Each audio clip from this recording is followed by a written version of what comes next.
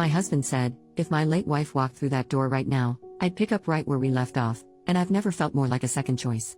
My 34F husband, 37M, was married once before me. She was his high school sweetheart. They started dating their junior year, survived long distance during college, and got married when they were both 23 very shortly after graduating college. She passed away unexpectedly at age 26 from an aneurysm, and it obviously devastated him, especially because they were extremely young. They never had children. He contemplated ever remarrying because he was so heartbroken, but we ended up meeting about 4 years after that. We got married when I was 31 and he was 34 and have 2 children. Last night, we were at a friend potluck gathering. Everything was going well until one of our friends brought up a new topic that had to do with relationships. She is newly divorced, so it was about her divorce. Others were chiming in with past relationships from high school, college, etc. I had said I never thought I would get married because my luck with men has always been terrible until I met my husband, and I said I felt very lucky to have met him. After a little while longer, my husband brings up his deceased wife.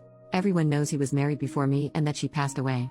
He was talking about her and then drops a bomb and goes, if she walked through that front door right now, I'd pick up where we left off. If I am being honest, it felt like someone put my heart into a blender and punched me in the gut as hard as they could. Everyone in the room could sense the awkwardness that followed. To avoid making a scene, I just laughed it off, even though I think it was still obvious that it hurt me. I just felt that if you still felt that way, then why are we married?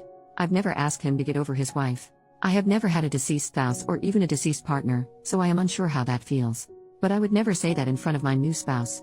After the gathering, we left and I did not speak to him the entire car ride home or barely the entire night. I did tell him that what he said hurt my feelings deeply and that we could talk in the morning once I've calmed down, because I didn't want to say something mean to him. I ended up sleeping on the couch because he would not leave me alone. It's now the next morning and I barely slept. He is still sleeping. I'm not really sure what to say or what he will say. Update, next day. This may be a long one. I also tried to reply to as many comments as I could, but they were flooding in and I got a bit overwhelmed. Also, alcohol was not involved in the sense that he wasn't drunk. My husband is 6 feet 3 inches and almost 250 pounds. He had eaten quite a bit and had 1 beer. He was practically sober. Anyway, we talked. I asked him to let me go first and to not interrupt. He doesn't usually interrupt anyway. This isn't verbatim. Just a rough sketch of how things went. I also included points some of you made. Without mentioning I posted about this, of course. I just want to say that I do not hate you for what you said. I understand where you were coming from. She died and it was something neither of you saw coming. I could never ask you to get over her or to forget her because I know how much you loved her. She was your first love. I do understand that if she hadn't passed, we likely would not be together and you two likely would be. I have always understood this.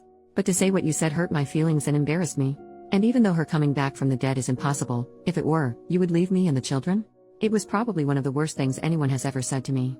It is clear your feelings about her are still raw and it still hurts, and I want you to get counseling, and I want couples counseling very, very soon. He then apologized profusely, teared up and said how he did not mean to hurt me and embarrass me in front of our friends. He basically said that he thought about it before he went to sleep and came to the realization that he should have kept it to himself.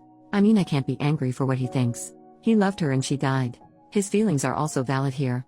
Also said that he would never leave me and the children, and that what he said was just a poorly thought out and poorly worded statement. That he was not thinking clearly, and when he said it, he immediately felt that maybe it came out wrong. I asked him how he would feel if I said that to him. He says, yeah. It's bad. I know. I shouldn't have said it. I wouldn't be happy. I know you aren't happy. I should have apologized in front of everyone as soon as I said it, or not have said it at all. I then asked him to think of the children and said it's like you saying, hey, children's names, if my dead wife walked through the door, I'd pack my bags and never speak to you guys again, and then it really got uncomfy. After some silence, I had no idea what to say after that. He asked me if I wanted to divorce. So I asked him why he would think I would want a divorce, just to see what he would say. He says he doesn't know. I didn't answer his question and said we needed to look into counseling. That he needed to get counseling for himself and that we would go to couples counseling. And if the answer is no, I am not interested in moving forward.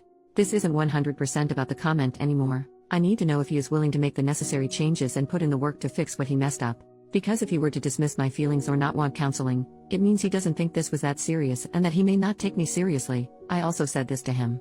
Some of the comments also told me to take the kids elsewhere. I agreed with this because it would be difficult to get through this while also parenting. I've got a very young daughter and a son that is a toddler. They are currently with my parents for the weekend and I'll be getting them Sunday night, so this gives us time to really work. He suggested he sleep on the couch instead of me. I have nowhere else to go. I haven't told my parents because I really would like to keep this between me and him as much as possible. Family and friends jump to judge too fast and sometimes offer extreme and harmful advice, and it's also embarrassing. Luckily we both have very good insurance that will help with counseling. I told him that it seems like whatever counseling he got after her death was not enough and that he was not consistent with it like he should have been. With trauma like that, I personally would have been in counseling for years before I even considered remarrying. He agreed. He was only in it for about a year and then stopped once he moved away from his hometown. Never got back into it. He also agreed to the individual and couples counseling. Kept apologizing. Kept telling me he loved me all day. It was also so difficult to be around him because he kept looking at me. I couldn't think. It was like he would try to say something and then he would just stare and not say anything. With the kids gone, there's nothing to really do except talk, so we talked again right before dinner time. He asked me if I wanted him to cook or buy something. I still was not hungry, to be honest. So I just told him he could pick something up for himself and that I wasn't hungry, and that prompted the second discussion. I realized he must feel very bad because he noticed I hadn't really eaten much all day. Kept asking me to eat. I wasn't sulking too bad or anything. Just doing my usual tasks, but not speaking or eating as much, and because we're home together all day, he noticed this. He asked me one more time to please eat dinner with him, so I agreed. During dinner, he told me that he looked for counselors himself and wanted me to see if I thought they were okay enough and that he would keep looking. Last stretch. After all of that, I told him that we can't really predict anything until we've met with therapists. I don't want him to keep saying sorry. I want work and change. And then maybe we can move forward, but this is the first step. I don't want to just leave him. I'm also not saying divorce is off of the table. I think he is still hurting from her death and his judgment is very, very clouded. If he didn't love me, I doubt he would have apologized so many times and looked for counselors on his own. A man that doesn't love me probably would have made me look or rejected going altogether. Many people were suggesting this. I do not think he doesn't love me. Thought of this myself. Cried about it. Thought of my children. Cried more. I'm not staying for the kids. I'm staying because I want to at least try to fix. If it cannot be fixed, then at least I tried. We were also very close. Some people were asking how close we were prior to marriage, I guess as a way to gauge the difference between the relationship and our relationship. Maybe to see if he settled? He was always very romantic, caring, and sweet to me. We've never yelled at each other.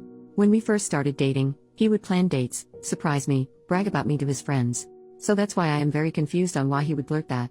Unless it was just very poor brain and mouth coordination. I also told him that I may get a counselor for myself. I don't think I need one. Someone suggested this, but I think he needs it more than I do. And because insurance companies are getting crappier by the year, 3 counseling bills may be pushing it? I don't know. If I do get one, it's because I don't want to potentially resent him or doubt myself. Some people were making attempts to make me doubt myself.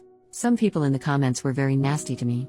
I appreciate Reddit hiding comments with many downvotes as they may be mean, but I couldn't help but click. Some of you are very mean and very nasty individuals, and I hope you find happiness one day.